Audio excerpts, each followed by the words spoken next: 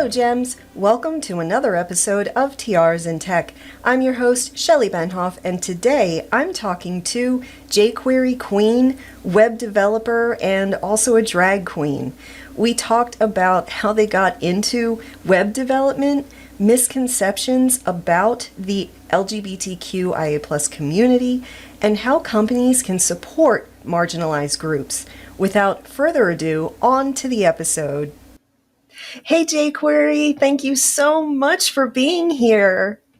Hi, thank you for having me. Yes, I'm so excited. I'm gonna apologize in advance if you see me fixing my hair a lot today because it it's this wig. I wanted to wear it, but it's also sometimes a pain in the butt. So I No apologize in worries. advance. You're absolutely perfect. No worries at all. So let's jump right in and have you tell us how did you get into tech? Tech, that's a great question. So for me, I am self-taught. I didn't go to any code camps or any schools. I have a bachelor's degree and a master's degree, both in a totally different subject in business. So I have an MBA, I have a bachelor's degree in business. And then when I finished my MBA, I realized I kind of hate business. So um, I didn't really know what I wanted to do. I was in my mid 30s, and just one day I happened to come across, I think of what website it even was. I think it was Solo Learn was the first one I came across where you could write code and test it. And I was like immediately hooked. And I was like, what is this cool thing? And how can I make like my entire life about it? So I I just dove in, and it was just one of those things where I found as many free resources. I had already kind of paid for my most of my bachelor's and my master's. You know, I I spent all this time and money on this education, and I wasn't going to use it. So I did. As you're doing more research, you start realizing, okay, so some people can do fairly well if they get into tech, and I had a passion for it. So it's like those two things sort of clicked. And I just used every free available resource I could to start learning. Um, I didn't have any work experience in tech, and that was uh, something a hurdle I had to overcome. So all of my previous work experience was either in like education, administration level. I did many years in that with that kind of thing. Uh, so I had to figure out a game plan, and for me, it just happened to be that there is a fairly large hosting provider, two of them actually, like right here. Where are you in Arizona, Shelley? No, No, okay, I'm I in wasn't sure.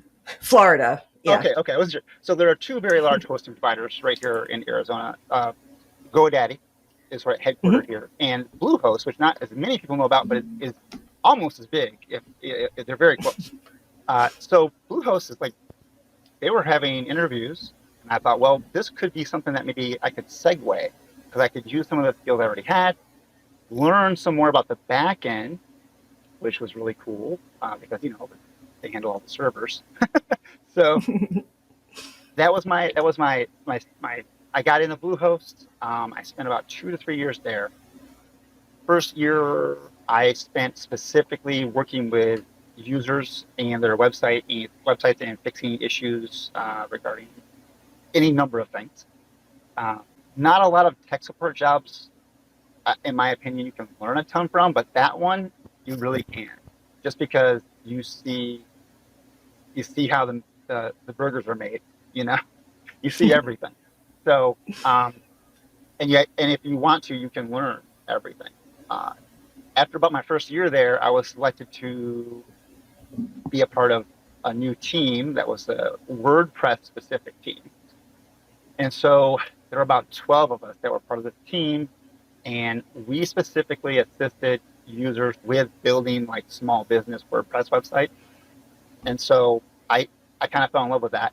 I had a really bad opinion of WordPress when I first started writing code because I was like, oh, it's not code, so it's not real. And then after working with it, I was like, this is a very powerful tool. Like, it may not be like for everything, but you can use it for a lot of things, and you can use it very effectively. So, um, so that's kind of like uh, what happened there. And again, this whole entire time, I'm spending every waking hour I can learning, uh, building products that you know, now that I have a pretty good idea in regards to the server side of things and how things are hosted and all that good stuff, I can start building projects and like putting together some kind of resume. Because as many of us know, getting a job in tech, your first one, is that it's hard. It's so hard. I never thought it was going to happen. My life felt like it was crumbling every day. Like it was hard.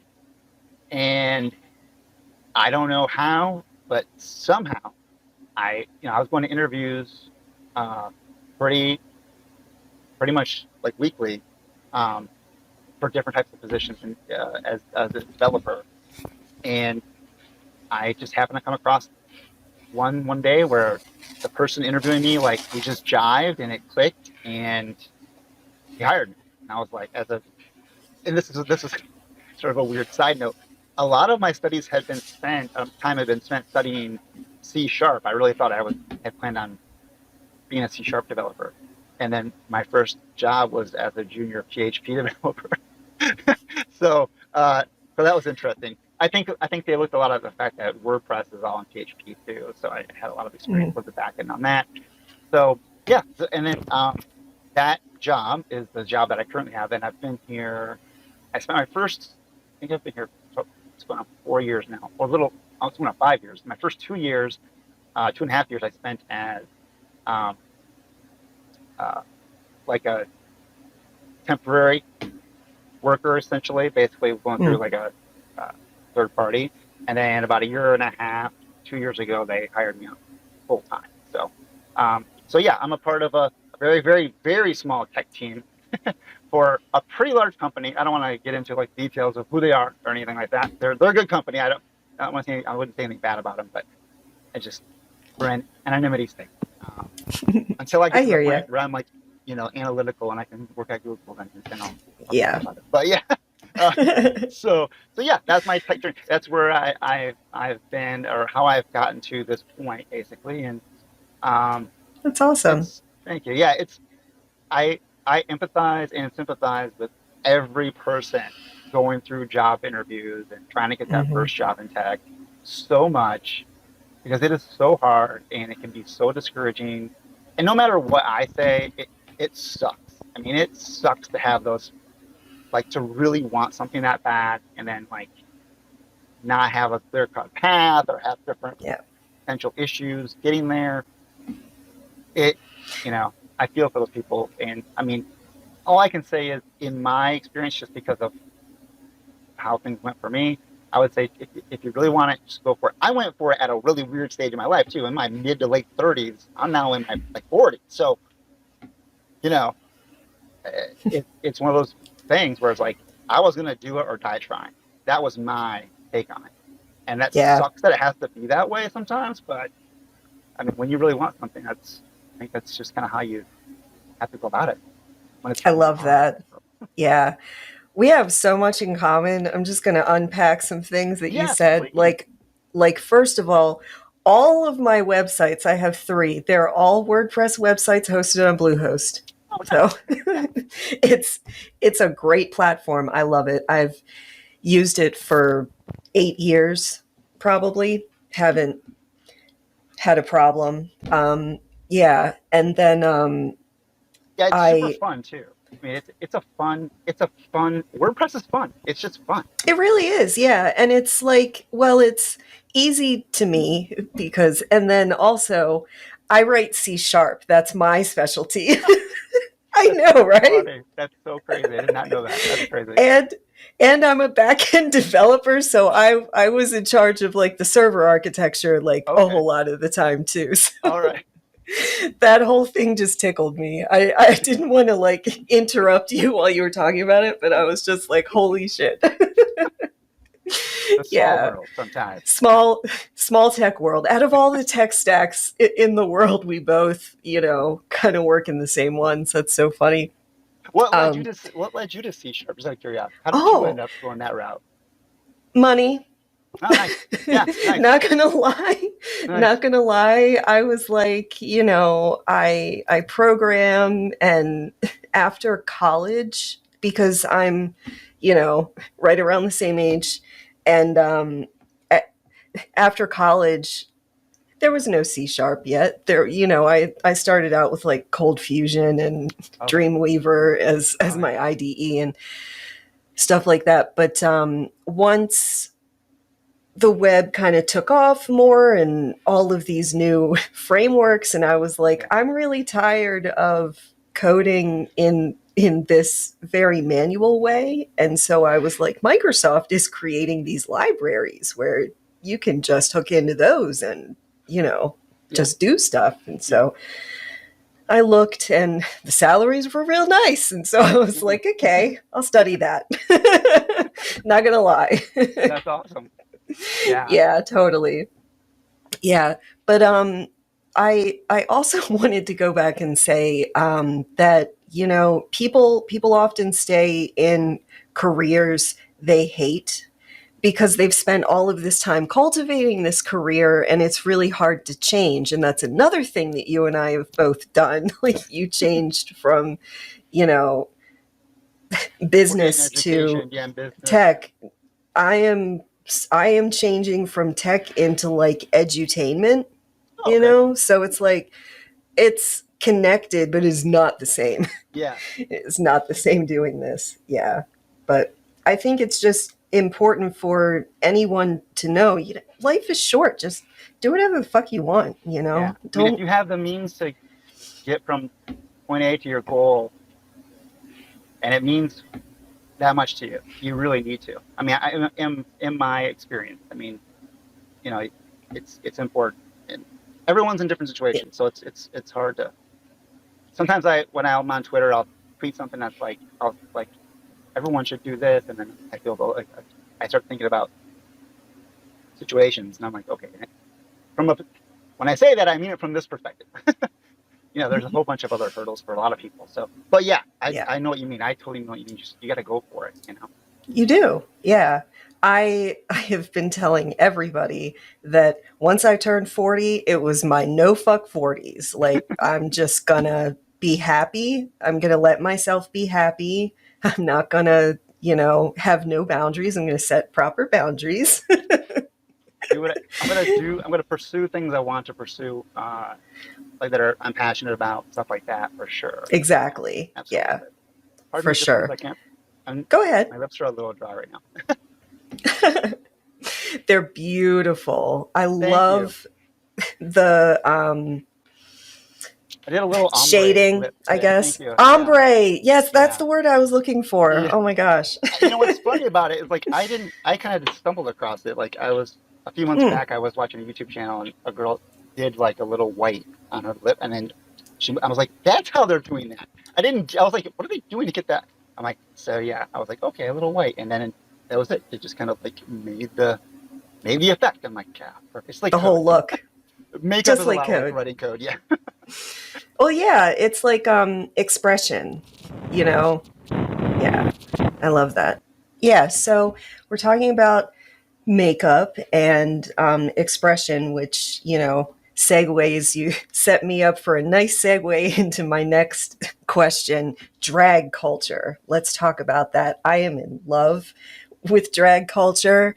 I have to tell you, love it. Oh my God, it's even Mickey Mouse.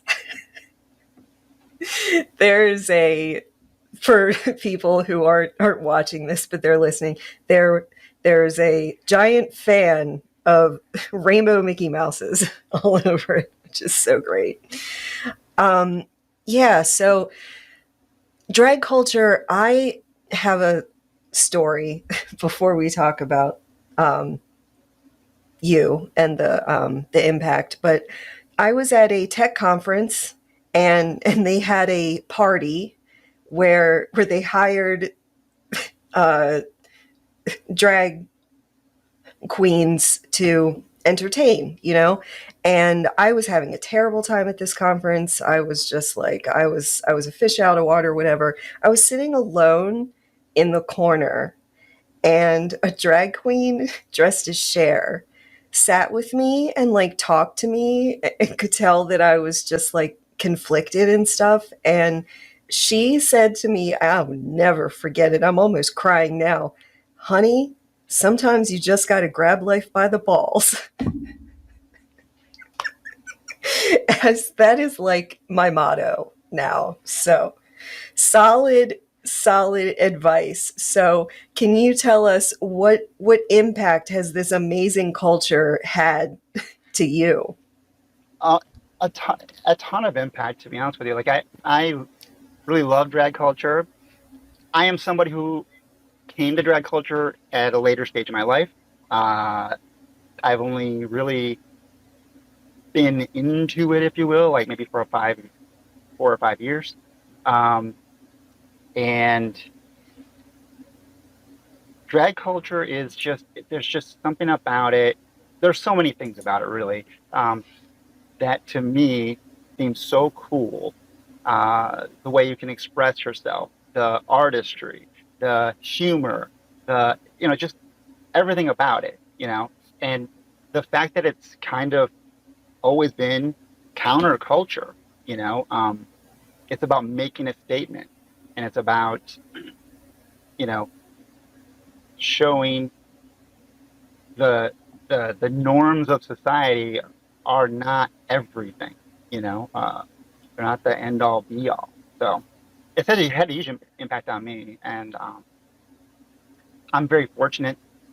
My girlfriend uh, is also a drag queen, and she has actually done like performances in bars and clubs, stuff like that. So she's really um, been a really huge inspiration for me, and she's the one who's kind of taught me everything I know. So far, I don't know that much yet, even. So makeup and stuff like that, she's teaching me. So um, I don't know. It's had a positive impact on me, and I've lived a very long, strange life. I've experienced a lot of strange, different kinds of things in my life, and this I consider one of those things that's just fun and cool, and it's just something I love. So That's awesome. Yeah, and it's so inspirational. I told you that I started watching RuPaul's Drag Race because of you and others. And at the very end of every episode, when she's like, honey, if you can't love yourself, how the hell are you going to love anybody else? I swear, like the first time I heard that, I literally burst into tears. I was like, I needed to hear that in that moment. yeah, But to me, like, I'm just inspired by everything, the culture, the beauty, the expression, and yeah, the comedy, like you yeah, said. humor and everything. Yeah. It encompasses, and I love when RuPaul says that at the end of the shows, and um, that show obviously has done a huge part in making drag culture more mainstream. The thing about drag, in my opinion, is that it will never ever be truly mainstream just because it's of what it is. I mean, maybe it will be someday, and that would be great. But and I think what I mean by that is like just opening people's minds. You know what I mean? Like the kind of people that we need to have their minds open to understand that not everything has to be the exact same. So, and that's okay. Exactly. Yeah. So now I have a segment that I like to call Precious Gems. Okay. This is where I take comments from Twitter and, just all of it to feature a person who likes the show, Okay. listens to the show. All right. Yeah. So let me screen share here and we'll take a look. And it ties into what we were talking about earlier, which is funny. This was in response to a episode with uh, Angela Andrews, and we talked a lot about age as well. And she said, I love the freedom that my age has brought me, I wish I could have warned my younger self that this is what you should be doing sooner. And so we had a comment that says, I can fully sympathize with those words. Stitch, what was it? Stitch Oh yeah, by yeah. Okay, bites. yes, I see. Yeah. Thank you very much for your comment. But we were literally just talking about this, like how your age, it just as you age, I don't know what it is, but it, wisdom probably is a lot of it, but just, I'm just tired of stuff. Yeah, I feel like we How also, about you? I I mean, feel like we gain understanding too with age. mhm, You know, I grew up in a lower uh, middle class, white, Republican parents, Midwestern home, like hunting, fishing, blah blah, all the stuff on a farm basically. So oh my God. yeah, so like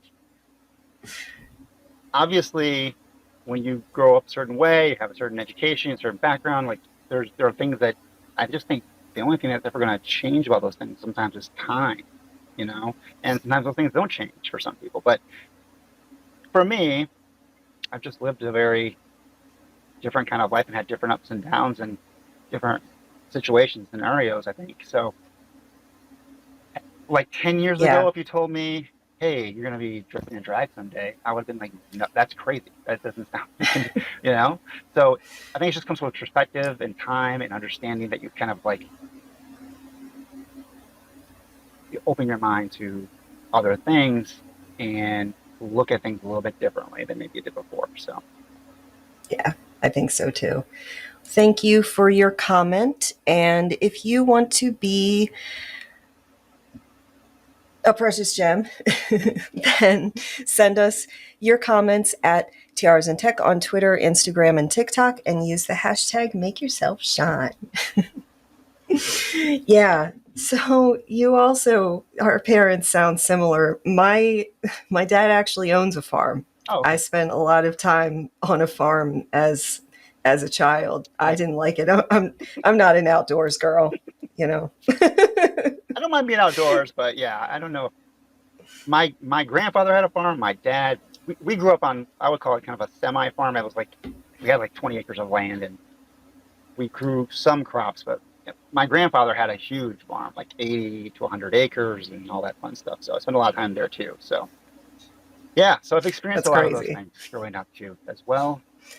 So Yeah, that all these things we have in common are just like making me smile so big. You just never know. yeah, It's like you talk to people and you just have so much in common. It's crazy. Like every single person I've had on the show, we've had some sort of weird things in connection. Yeah, common. Yeah. But I don't think I've ever had anybody who was literally like everything, like career and family, that's so both. funny. Yeah, that is so funny. Yeah.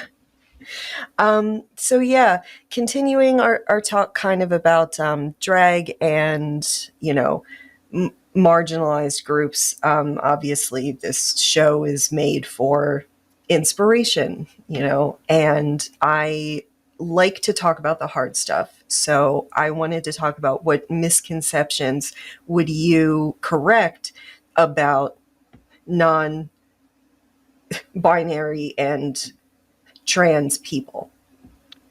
Oh yeah, that's a good question. And what's funny is my girlfriend is a trans woman too, so I have a little bit of perspective on both of those topics. So I would say one of the main things, obviously, is that we're people just like anyone else. You know, just because someone looks a certain way or is falls in maybe one of those categories doesn't mean that they all like. I think what happens is people get put. They want to put people in a box, and the thing about humans is that we're far too complex to do that to. You know, I dress like this, but I also do Brazilian jiu-jitsu, and I have also fought in a cage in MMA fighting. I have done a lot of strange, different things. So I would say one of the biggest things is if you hear or see those words, understand them, have an understanding of them, but also know that that doesn't define everything that a person is. So Yeah, and people who want to put people in a box and control them, like, they get very mad when people who aren't, quote, normal are like happy yeah, and content with their lives. I think that's a lot of like projection. It's like, well, I'm not happy, so nobody else can be happy either. Like, I've had to live this rigid life, yeah, right, where I can't be me, so nobody should. I think that's really sad. yeah, I've encountered that a lot yeah. in my life. And I can't even say that 15 to 20 years ago I wouldn't even have been that same way. That's like that's like getting outside of yourself and looking at everything. Like I don't even know if I could say that. Maybe I would have been that way. Um, but yeah, I totally understand and I agree. Like it, so many people just don't allow themselves to like live the life that they want to live, and there's just so many mental hurdles for the things that just as a human race we go through in life anyway. So it's it's both. Yeah. I both understand it and it also frustrated by it. So yeah, I agree. Yeah, same. Um, along the lines of tough topics to talk about, I had written this question before SCOTUS Yeah. happened. Yeah, and the question was, what impact does removal of healthcare support have on trans children and also adults? Well, it's huge, obviously. You know, trans people, specifically, like across the board, trans women and trans men. Um, it. I think sometimes people forget the fact that like transitioning doesn't necessarily mean everything. So trans a trans man could essentially like have conceive a child, like have a so it impacts people, these every group in like ways that I think sometimes people don't even think about, you know. So yeah, it's huge, and you know, I've gone through this in my later life, so I don't have like a perspective to speak to it from like as a younger person, but just from what I've seen, and people I've communicated with, like on Twitter, who are younger, who transitioned younger, you know, it's massive in regards to like being able to transition at the correct age. It's a huge thing. So yeah, no, and I'm sure, and unfortunately, I'm probably not the best because like my brain is like scattered right now to talk about all these No topics. worries. But I'm just thinking of the things that I see that have happened. So you know, to see someone transition and then like be the happiest person they've ever been in their entire lives, like if you haven't experienced that, like it's sometimes it's hard to really fathom like what it means. Exactly. So Yeah, yeah. it's really hard to live a life where you cannot be yourself. I definitely know a lot about that, but not, I am white. I mean, I look white. I'm part Japanese, which is why I have this I was gonna say that's a kimono. beautiful kimono, by the way. Thank you so much. Yeah, you know what? I never dress up for people. I looked for something that I had that was fabulous for you. I love it. I love it. Yeah, but like, I can only imagine, like, I can't even scratch the surface of the pain that a lot of people have. And it's just so sad that people try really hard to control humanity and, like, through that process make themselves inhuman. Hmm. Really? Yeah, no, Yeah. what's happening right now is, I mean, there's always been that element in our country, unfortunately, but like it's just so heightened right now. Everything seems so and is so It is. tense. So yeah, unfortunately. Yeah. Yeah. Unfortunately. Yeah. On a happier note, let's move on to more light conversation. How can companies actually support people who are trans or, any Right. LGBTQIA plus? That's a great question. You know, I, I think the obvious things are, to have the information about that this group of people, like that fall into say that category, I guess, like have that information as installed as part of like the work life environment. Um, have resources available for people who maybe are part of the LGBTQ plus community. Um, you know, it's important from like the highest level down for companies to have those resources and um, different options that could possibly be out there available to those people. So I hope that makes sense. I don't know if that makes sense, but hopefully, Sure. like I can only speak to like, Yeah. for example, my girlfriend again. I'm gonna use her as an example. She's sitting right next to me, so she probably didn't hear me say her name. Oh, hello.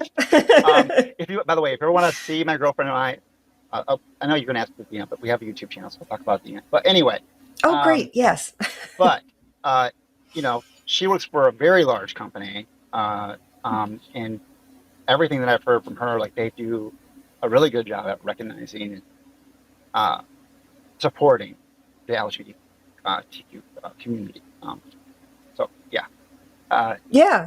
it's one of those things where I wish I had more specifics, but you know, the biggest thing I could say is that companies need to, if you haven't gotten into this century yet, you need to get with it.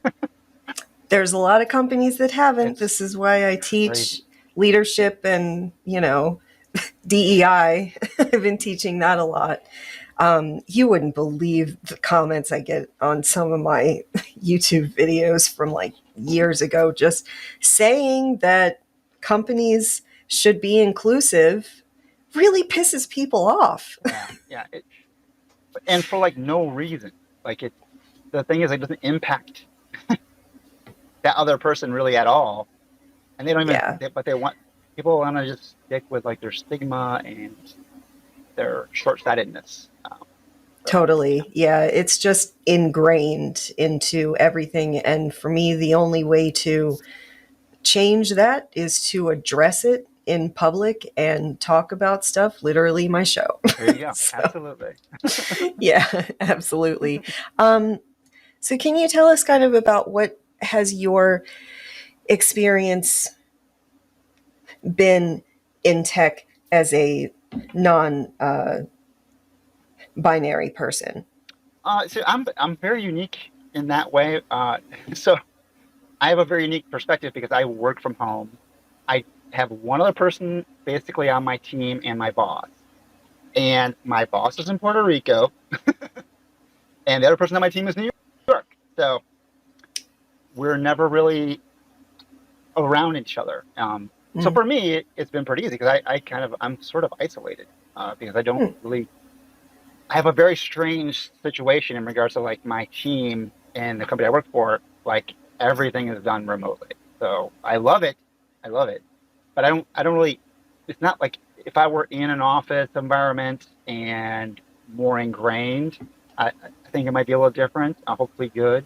Um, you know, I, I don't know if you know, like an amazing drag queen and a great tech person, analytical. She works for Google. Yep.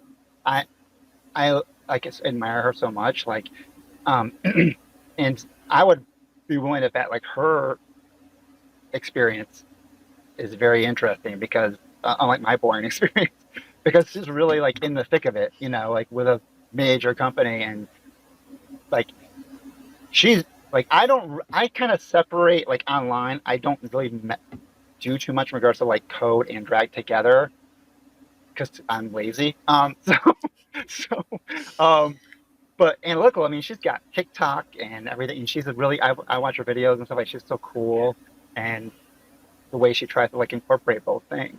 So Yeah, um, totally. I love her anytime too. I can give a shout out to analytical. I try to. So Yes, I would love to have her on the show. I think I've actually asked her, but like on Twitter, and I'm sure that her inbox is full of oh yeah, crap like that. Yeah, so oh yeah, yeah. I'm that's sure she's okay. great. She gets asked a lot. She was in like I think Italian Vogue or something too. So yeah. That's I would be. It would fantastic. be cool to hear her experience. Yeah, She's younger than me, and she's so fierce. She's just awesome. yeah.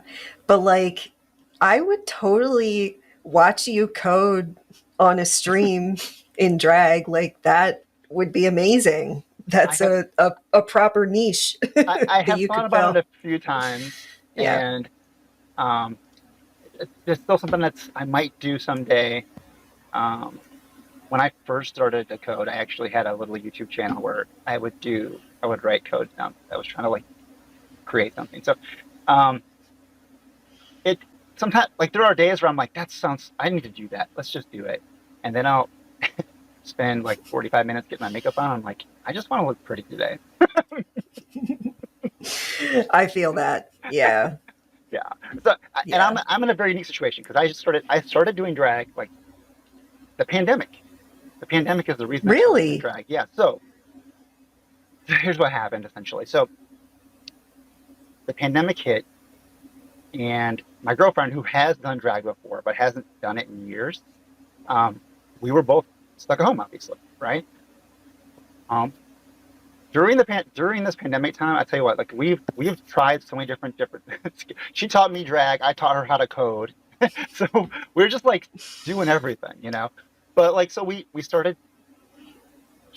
I was like curious about it. I knew she's like a super high level makeup artist. Like, her makeup skills are off the charts, like Hollywood level makeup artist. So having her like do my makeup and like the first time she put me in drag, I was like, there's is a very strange feeling. It is a very powerful feeling because you're like, who is this person? Like, what am I looking at? Who is this person?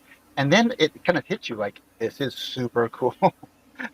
This is like, it's just something you've never experienced before. So, um, anyway, that I started doing drag during the pandemic, and then, so I've only really ever done digital drag, um, which for me is perfect because for me, it's a hobby and I love doing it. It's not something I do like as a career, thank goodness, because I would not do well. But but uh, it's super fun, and I just love it, and it's just like a fun hobby. Um, so during the pandemic, we also started. That's when we started our YouTube channel. So it all kind of came together. It was a fun thing for us to do together, you know. So it worked out, and it was a fun thing I like to do anyway. So Yeah. She taught you well with your makeup skills. I don't have skills anywhere near that. And I actually tried every time I think I have on too much blush or too much eyeshadow. I get in here, my studio lights are on, and I look like a pale fucking ghost. So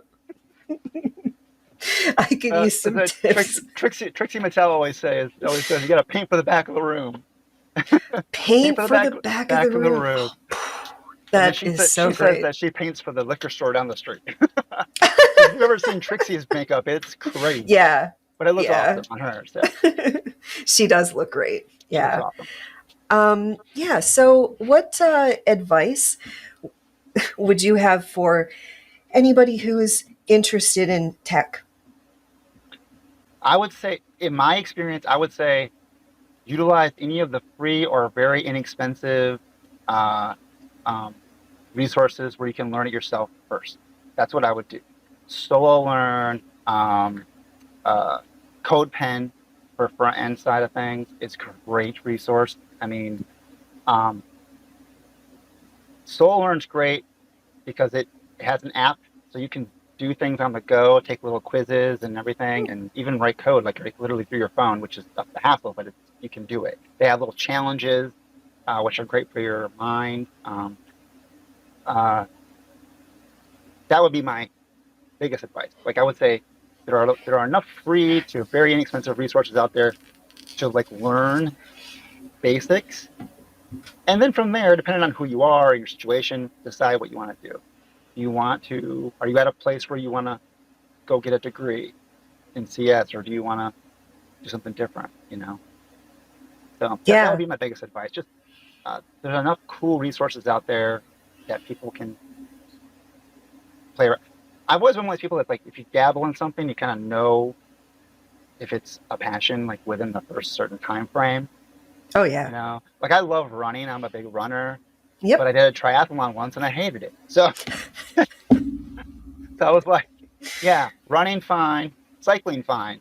I don't know. I don't need to swim. I'm good. I'm good on land. So, You're good with that. That's another thing that we have in common. I also run, and once I did a 5K, a 10K, and a half marathon all in one weekend, is it one Disney day one? after the The other. Disney one? Yes. Nice. Yeah, I've heard yeah. of that before. That's pretty cool. That's awesome. Yeah. It was the inaugural Star Oh, Wars the one. not. Yeah, Oh, so I that's so have all these cool. like medals that are all like, Star Wars and stuff, but never again will I ever do that. I lost 2 toenails. Like, Oh no, yeah, thank you. yeah. No, I that is awesome. My running history is kind of crazy. So like, um, in the 2000s, I trained MMA. I did a couple of mixed martial arts fights that were just in a cage, like here in Arizona.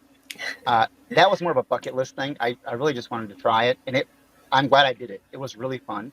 So that's another perspective that I have as like I'll be in full drag watching MMA on TV, and that's probably not a normal thing you see people do. So another weird thing about my life is I love mixed martial arts, and I have a different perspective on it than both sides probably do. I could probably tell MMA fans about drag, and I could probably tell drag fans about MMA, and try to like get them to understand like there is there are some parallels, and there are some things that are really like great about both. And then after I did MMA for a few years, I started kind of really getting into running. Did some marathons, and then one day I don't even remember how it happened. I was like looking online, and I saw like they had this 100K trail race here in Arizona Oh my God. called the Javelina 100, and I was like, 100K. I'm like, that's like 60 miles or whatever. I'm like, and I just signed up for it. I just signed up for it, and I Wow. was like, I don't even know what this is. I just want to show up and see what happens. And that like took me like into this culture of ultra running that is also another weird niche culture Hmm. of strange people doing very strange things for no good reason, but just because they want to or because they enjoy the challenge. So I've run a couple of 100-kilometer races. I've run a couple 100-mile races, which never do again. And now I just kind of like try to work out. My only, I have one running goal left in my life, and that's to qualify for Boston someday. And feel like I might get there maybe in my 50s, but like we'll see what happens. So Yeah, absolutely. I have met so many great people who run, and I will never forget like one race. I I was running next to this woman for the longest time. And so we started talking, and she had cancer. She like literally had cancer at that moment, wow, and was just like, I'm just going to yeah, live the rest of my life. right. That's crazy. That was powerful. I understand Yeah. it though. Like, it makes sense. Yeah, wow. She's just like, Yeah. yeah, all right. I mean, like, And that, she that's was, that's exactly how I was with tech. Like I was like I was nearing 40-ish, and I'm like most people in their minds like this is it. I had my chance. I'm done. I'm on my bed. I was like, no, no. It's it's either get busy right now going towards that. I would be happier missing this goal than doing what I'm doing. That's kind of like totally. the feeling the feeling about it, you know. So yeah, Yeah, absolutely. Life is short, just get yours. go for it. Yeah, get out there and Be go for it. happy. Absolutely. Oh my goodness. We are coming to the end of our time, but you have a lot of stuff to promote. So let's Oh, talk about your YouTube channel. well, first of all, disclaimer: we haven't really been posting that much in a while, so like we're probably gonna do some more videos here in the future, hopefully. If not, it's a really good catalog there anyway. But have a it's called Unknown Drag Queens. It's on YouTube. It's myself and my girlfriend. Her drag name is Black Rose, and basically it's a big part of most of what it is just a reaction videos because when we first started doing YouTube, we were doing reactions to Drag Race, and that market of drag queens reacting to Drag Race and reviewing it, it's kind of like it's being done. There's a lot of people doing it. So So, one day I was like, what is something that people aren't doing in drag on YouTube? And other than Trixie and Katya, who work for Netflix, and they're at another realm than we are, no one was really doing reaction videos in drag. So to like music and like movies and things like that. And I I'm a weird person. I love watching reaction videos to things that I like enjoy.